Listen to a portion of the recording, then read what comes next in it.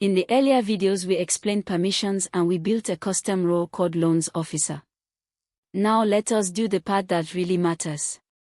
Let us sign in as somebody who holds that role and see what actually happens. Our Loans Officer is stunned. His role gives him 3 things. He can manage staff loan applications, he can track repayments, and he can look up an employee. It does not give him approval. Here he is in user management, and you can see the role sitting against his name.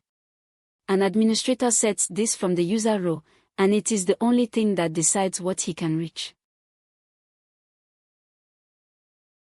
Now we are signed in as stunned himself. This is his account, not an administrator pretending. Open the HR menu and look at what is there. Loans, loan policy, pending request, and the staff directory, because his role includes looking up an employee. Everything else in HR is simply absent.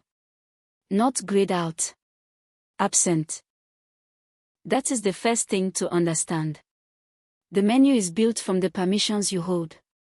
If a page is not yours, you will not even see the door. He can see the loan register, and he can raise a new application, because managing loans is what his role is for.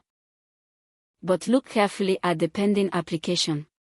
There is no review button on it. Approving a loan is a separate permission, and he does not hold it, so the app does not offer him the action at all. This is the segregation of duties we talked about, working for real. The person who prepares the loan is not the person who decides it. And here is the other side of it. The staff directory opens perfectly well, because his role does include it. Permissions are not about locking people out. They are about giving each person exactly what their job needs.